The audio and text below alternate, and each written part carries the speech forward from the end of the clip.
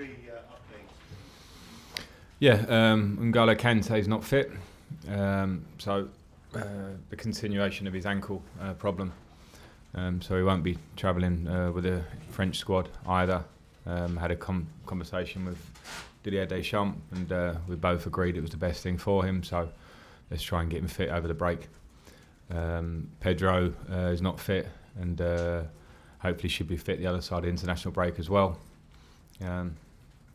Rudiger is going to play in the under-23s tonight, hopefully for the final time in terms of getting his proper match fitness, and then he's in serious contention to play after the break. So, anyone else you want to know? How much of a setback it is Kante still not available? Yeah, it's of course it's a setback, but the my focus then has become to making sure he's okay, because he's had 4 years of constant football at an incredibly high level, energy level, output level. So we certainly have to get it right. So that's just the right thing to do. And then we have a strong squad, strong numbers in midfield. The midfield performance last week was very good. So we must cope. We have to be strong as a squad, and we should hopefully show that. The England squad, Tammy not involved, but Mason involved. Just your thoughts on that? Well, delighted for Mason, and great recognition. He had it at Derby, and fortunately got injured and missed out. When I think he was going to potentially be involved to start, so he hasn't played quite yet, and delighted for him after the start he's had. And with Tammy, there's competition up front. He's had a good start, good goals last week. Hopefully it's a matter of time for him, but that's obviously Gareth's choice, and with the competition of attacking players in the England squad, then that's obviously tough. But yeah, I'm really pleased for Mason and Ross, because Ross is there as well. Is there any concern on your part about the recognition that Mason is getting so quickly? I know you're writing up quickly, but beyond Derby and Chelsea now. No, I'm not concerned about it. I talked about this after Norwich last week. I'm confident in his character and the strength of character and his desire and hunger that those things won't affect him. Now, of course, everybody must keep their feet on the ground to a degree. He obviously first and foremost, and I think he will. But everything around him, because it's only the start for him in terms of his Chelsea career. But I've got full confidence that he can take the responsibility that will come with it and keep working, because that's what's important for him now. I was looking at something that the Chelsea media boys put out of you putting a free kick in from outside the box, as you do on the training ground, and Mason and Tammy seem to be there with you after training, I guess it was. Does that say a lot about their character? Yeah, it does, and I was always a huge advocate of extra work, because it served me well at times. But I think it's hugely important for all players, particularly young players, but they're not the only ones. Other players are very prepared to stay out. It's something that we try and really encourage here, is extra work, not always shooting. It might be physical work, it might be anything to do with your game. But in terms of those two, they are very hungry, and that's why they were there. And yeah, they also stick them in the top corner regularly. But it's my one was probably 1 of 10, so I was pleased that the camera got that one.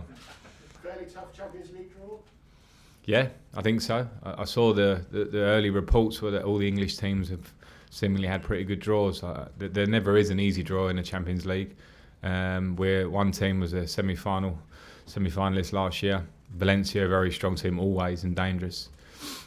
And in Lille we have another strong team. It's certainly no walkover of a group at all, far from it. Quality teams that will have to be fully on guard and be at our best to get through the group, because it's a strong group across the board, our group. You've got happy memories of Valencia, I guess. You scored on the way to lifting the Champions League trophy. Yeah, happy memories of that, but also an awareness of a difficult stadium to go to. Not hostile, I would say, but very much behind the home team and tight. And if you go there and you're not at it already, it will be a particularly difficult game. So yeah, I'm very aware of how hard that will be. At Sheffield United, we finally get there. The team really, I think probably 8 of the starters in the last Premier League game were in the team that faced you last time you played them with Derby. So not too many changes, but they're coping, it seems, okay in the Premier League. They are. They've started well. I was hugely impressed with them last season. Their style of play, formation and style, and of course the job that Chris has done there. I think he can't be underestimated. I don't think it is. I think the recognition he's got is very well deserved to take that club from where he has to play with the style and identity that he has. When he's a man that feels deeply about the club. I felt that when we went to Sheffield United last year, for sure, on the line next to him. And I look forward to going up against him, against a good team that seemingly, like Norwich last week, have stuck to their principles and will give teams in this league a lot of problems. Moose. Frank, what do you make of their tactics? You know, the overlapping full-backs who appear anywhere, centre-halves that appear in a penalty area. I mean, it worked last season and seemed to be a kind of a tactic no one's seen before. Do you think that Premier League teams will soon get wise to them? I don't know. I mean, it's certainly we have to give credit where it's due. Like I spoke there about Chris and say that it's something that we haven't seen before, and there's always something nice about being a leader rather than a follower.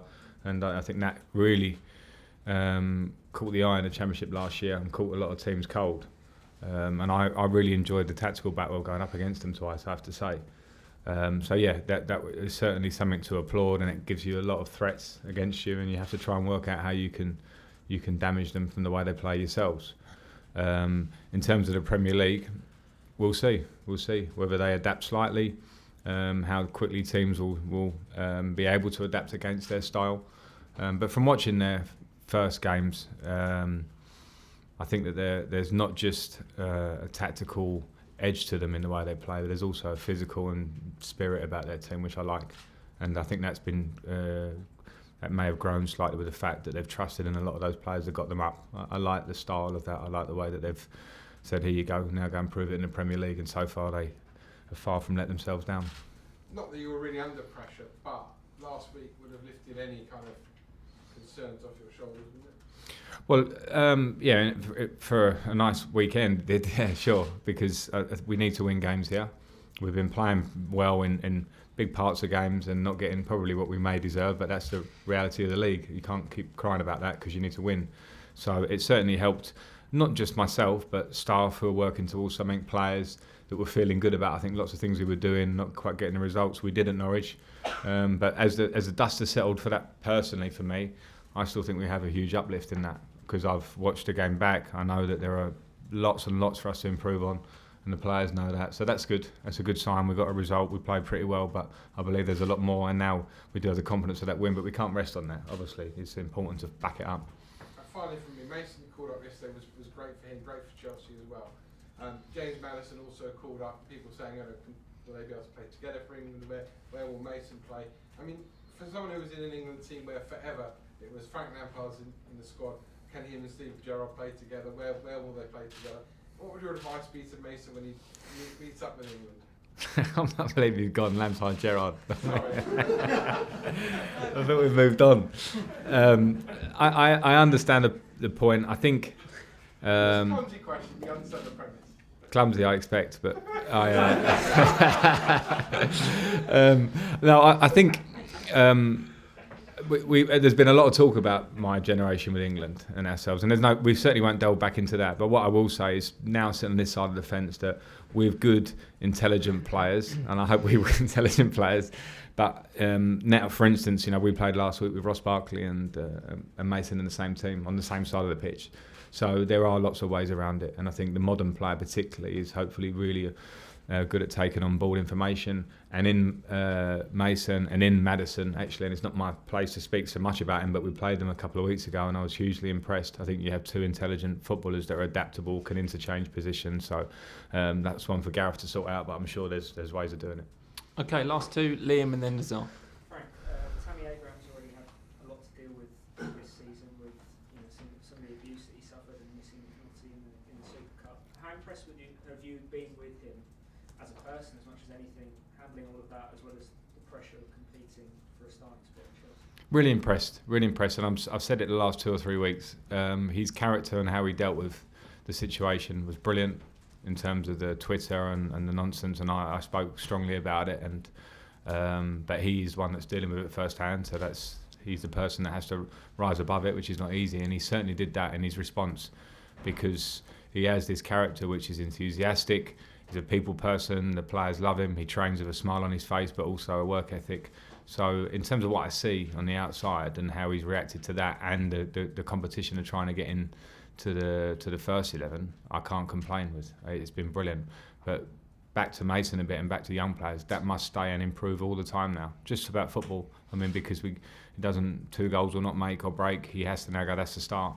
And I have a feeling he is that kind of character. He's had a taste and he needs to push on because there's competition up front.